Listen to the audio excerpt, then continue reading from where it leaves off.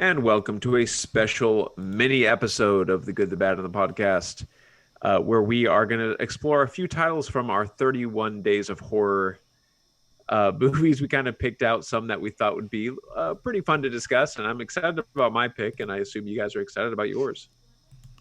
Yeah, Yeah. definitely. Yeah, this is part 8, and it's the Friday the 13th edition. So we've been doing this for 8 years now. That's pretty crazy. That is Yeah. awesome. A lot has changed. Initially it was just me, and I would watch a movie every night of October. I didn't cheat it Nice. and try to write a little mini review, and now we've kind of expanded it. So we do them a little earlier, but that's because we get all the graphics and stuff ready. So we hope you are enjoying those. But out of the list, these are kind of the ones that we picked as just wanting to talk about. There were no stipulations on that. But when I looked at it and when I talked to Mark and Kelly about it a little bit, it was pretty apparent that Mark hates Bloody Bloody Bible Camp. So that's a bad one. And Kelly for Sleepaway Camp 2, which this just shocks me. She loves that series and she loved Sleepaway Camp 2 as an ugly film. And then when we get into my pick, I think it's one of the best Friday the 13th movies. So we picked The Good, Bad, and Ugly. So that's pretty cool. But this is going to be kind of a really short episode. We're not going to get too far into it. You guys ready to dive in? Yeah. Sure. All right. So the first one we're going to talk about is Friday the 13th, Part 6, Jason Lives from 1986. And I have the synopsis pulled up here. Tommy Jarvis goes to the graveyard to get rid of Jason Voorhees' body once and for all, but inadvertently brings him back to life instead. The newly revived killer once again seeks revenge, and Tommy may be the only one who can defeat him. So, this is the trailer for Friday the 13th, Part 6, Jason Lives. They thought the nightmare was dead and buried. They were wrong. Jason lives. Happy Friday the 13th. Friday the 13th, Part 6. Jason lives. Rated R. Oh, we're coming back. All right. That was Friday the 13th, the 6th. Look at those maggots. When I saw the maggots, I was like, this is pretty gross. I feel like they make him grosser and grosser with every iteration.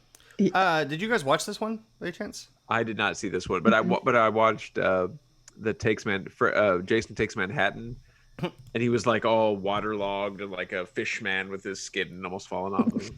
I think this one, to your point on that, Mark, I love the look of him in this one. I think they really went for that zombie look. And as I said, this is probably my favorite Friday the 13th movie, even over the original one, which I do love the original one still. But I think what's great about this one is it's the 6th entry in the series, and yet it took a lot of chances and a lot of risk. I mean, it basically is almost a parody of itself. It's making fun of a lot of these tropes, and I just really, really appreciate that. I really love everything about it. I think it's just a lot of fun. There's some cool death scenes, characters you actually care about. I love the makeup. The cinematography's good. It's just a lot of fun. Now, so that's why I'm putting it on here. But Kelly, I wanted to say, I think Jason X is a lot of fun as well. I know you hate that movie. I was going to ask you guys, out of all the let's start with this. Out of all the Friday the 13th movies you watched in this one, what was your favorite? Or what was your least favorite? Just tell me another example of Friday the 13th movie, I guess. It wasn't assigned to me to review this year, but the original is probably my favorite of the ones that I've watched. But I also did not hate the remake. I was kind of expecting it to be weird and bad, but that surprised me. I don't like the remake, and it surprised me that you liked it a lot. I like your reviews, by the way. I think they're great, but yeah, that just surprised me. About me specifically, or about like anyone liking it? About you specifically, because it's a really violent movie with a lot of like sex and nudity. Well, they all are. Well, they all are. I didn't see it as being your cup of tea, so to speak. Yeah, I mean, I don't know if it is, but like I was in the groove of it, and I like as a Friday the 13th movie, I thought it was all right. I also have a super crush on Jared Padalecki. I Yeah. really do. That may have influenced it greatly, but yeah, And I liked the characters. and you hated Jason X. I did. I hated. See, that one's fun to me. That one's a goofy, kind of silly one. What about you, Mark? Which one? I don't remember which ones you watched. Did you like any of them? Yeah, it strikes me that when you think back to the first, was it Halloween? That's like the real one of the, like, when I watched that, I realized, oh, this is like art. Like, this is a true art film. And, you know, the first Friday the 13th is pretty good as well. And I watched the second for this series because it's been a while since I saw the first. And I really enjoyed the second movie. They did some kind of cool long takes. I wrote that in my review. And but then when you get to like the later on movies where Freddy versus Jason and people are like, you know, it's like knocking people's heads straight off their bodies and they're superhuman. And I love that. I love that. Jason Takes Manhattan, though. The uppercut. Just knocks his. Yeah. The guy like punches him 50 times, and then Jason just knocks the kid's head right off. Yeah. But it's weird that they go through that evolution from like actually really good suspense movie, and then the only place you seem to be able to go from there is like parody of yourself. Well, but that's why 6. Yeah. I think 6 did that so well. And you're right. It probably ruined the rest of the franchise after that, because where do you go after that? And they also they brought him back, so he is officially like this superhuman creature, you know, supernatural creature.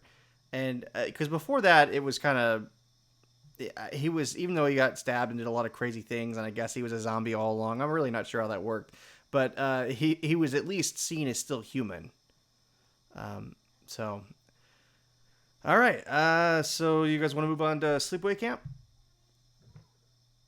Yeah, sure, we can. I just wanted to quickly say, I kind of agree with Mark. Like this is what bugged me so much about Jason X, and I know that this was true for movies before this, but that was like the one chronologically that where he was supernatural that it was up to me to review. So it just like it makes it not.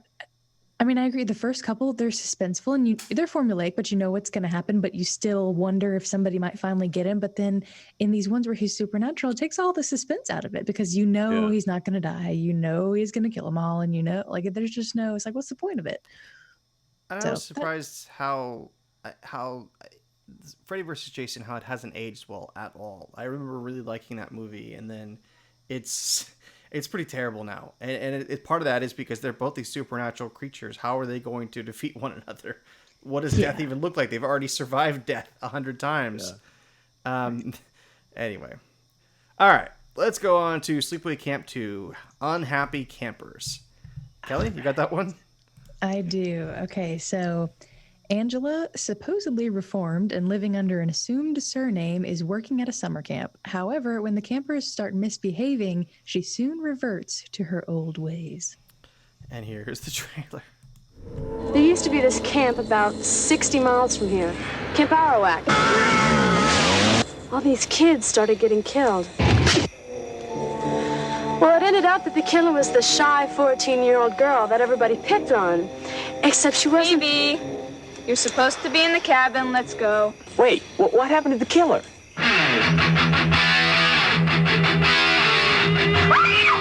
Whatever happened to the good kids in the world?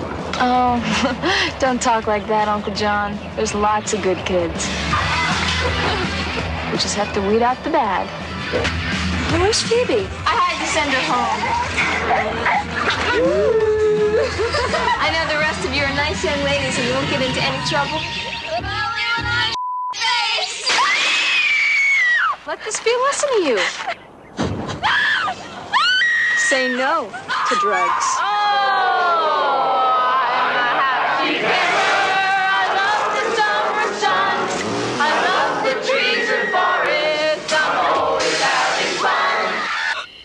Like being the wicked witch of the West. Hey. But I know what happens when things get out of control. You're gonna tell. Oh, I'm a happy camper. I love the Christmas sky. And with the grace of God, I'll camp. Good night, campers.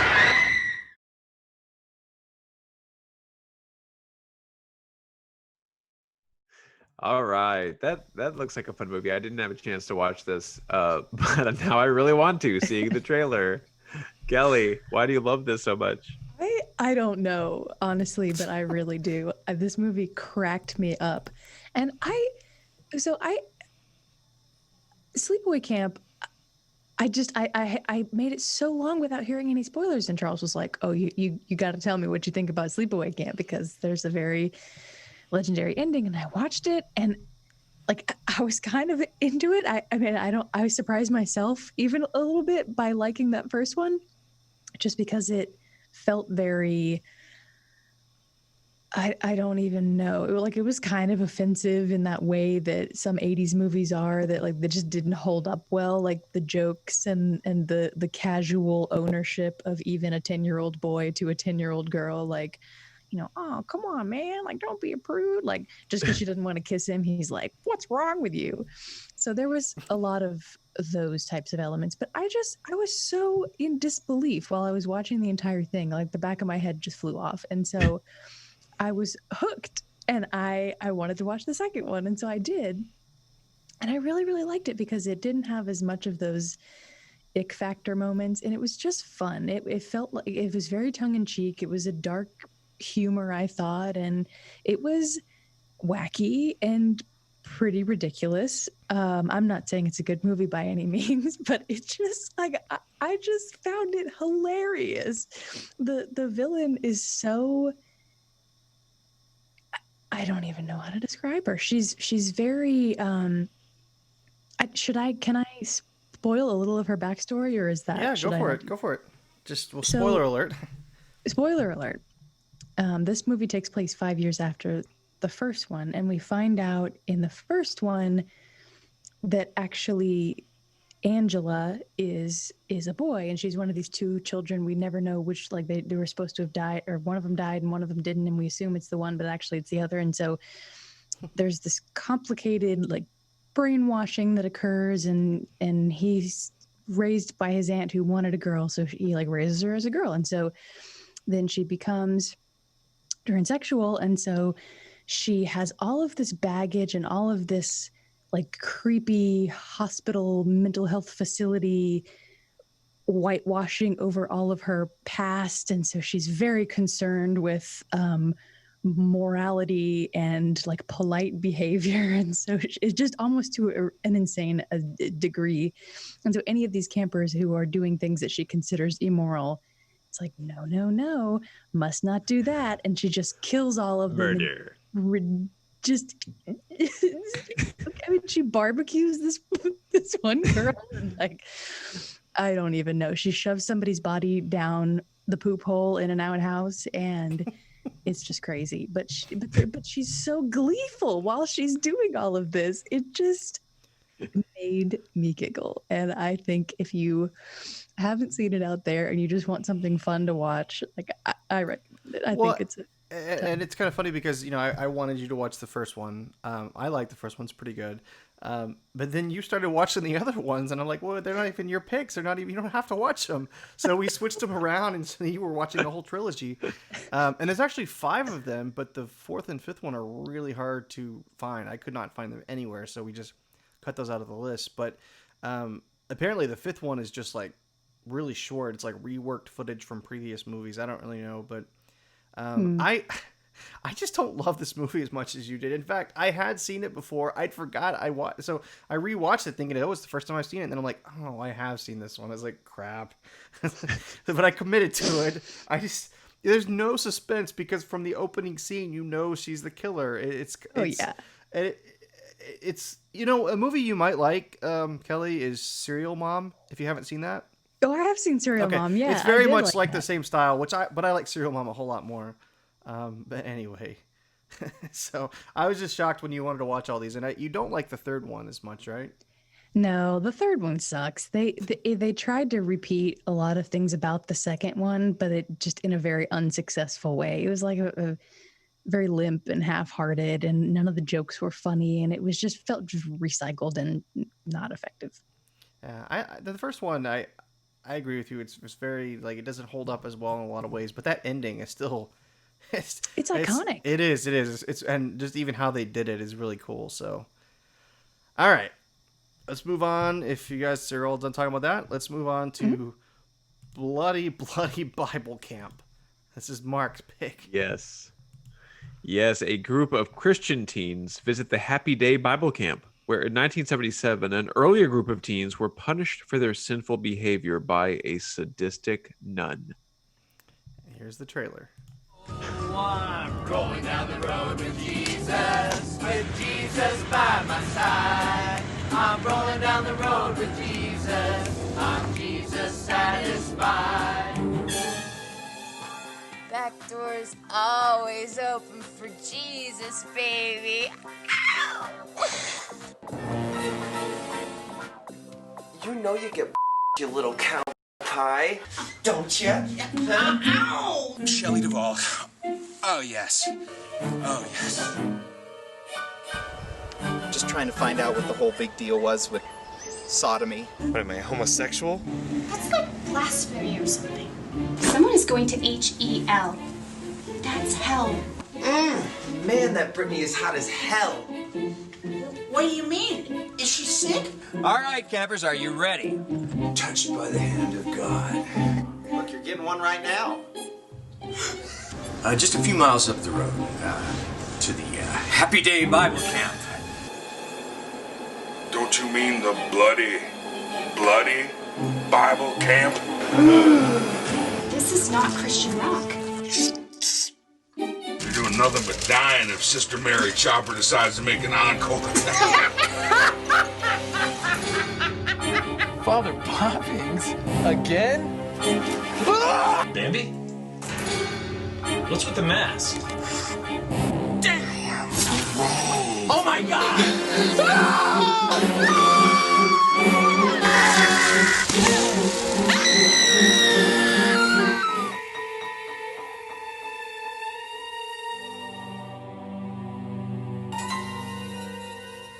Oh man, that was bloody Bible Camp.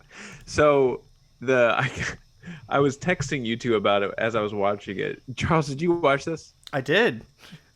Oh my God. So I said, oh my God, bloody Bible Camp. And then Charles texted, haha. I said, we literally have to do this for a Good Bad podcast. And then he said, we could work it into the mini episode. I said, no, I got to work this into some of my picks somehow.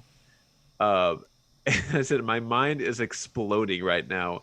It keeps getting simultaneously better and worse. And then later I said, oh my God, Ron Jeremy just showed up. So, which is not something you expect to see either. Right. And so the next morning, I think, at 1:10 the next day, I said, so never mind about bloody Bible Camp. After 30 minutes, it just cloyed all sense of decency. So the first... Charles, did you have the same experience? Like the first 20 or 30 minutes, you're like, what? It's so wild, off the rails. Well, and it's trying to be a period piece, so they're just referencing any movie in pop culture that was in like 1970. Like, oh, I just saw Star Wars. Oh, Burt Reynolds is so hot in Smokey and the Bandit. Like, Kelly, did you watch this? No, I haven't seen it. I hope not. Okay, thank you. Good. I'm glad. Because, man...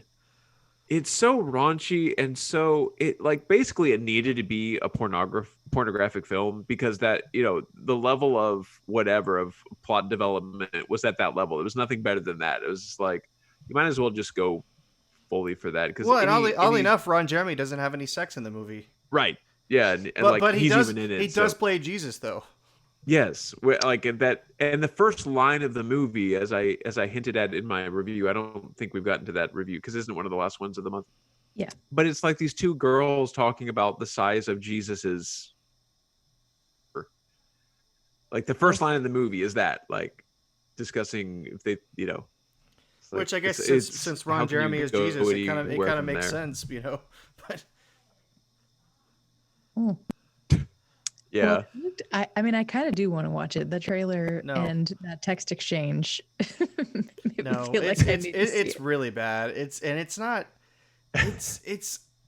bad because it's so forced. Like, I don't know. It just was like a goofy movie, a bunch of people being stupid is kind of what it is. Now I think the effects are pretty good in a lot of it, the gore and stuff, and some of the kills. And I actually do like the bad guy. I thought that was a cool like mask and look to it. And there were a couple parts that made me laugh. It kind of reminded me of.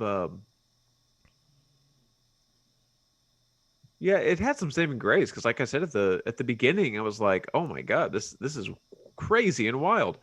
But it kind of reminded me of Black Christmas, maybe, or Red Christmas, Bloody Christmas. I can't remember which I hope one. it's not Black Christmas. So maybe it's Red Christmas, the one about the abortion. Not Black Christmas. Is it Red Christmas, the Australian one? Yeah. Okay, yeah. Yeah. Yeah, because Black Christmas is great. Yeah, I do like Black Christmas. Garbage Day. No, that's garbage. Hold on, that's Silent Night, Deadly Night Part 2.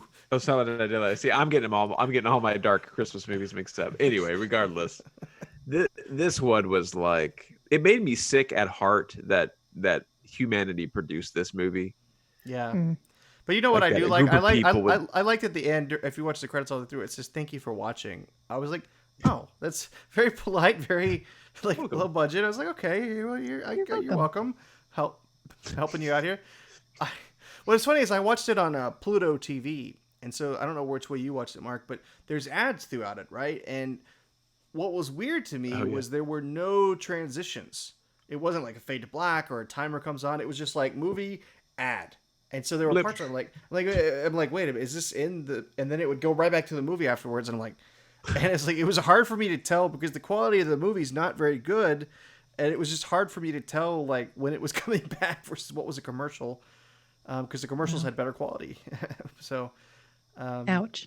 They really did. But I mean, again, I can tell this is very low budget. But as Topher would say, and he did say this about the Blade Master, they made the movie they wanted to make. Like, this is the movie they set out to make. They made it, and for better or worse.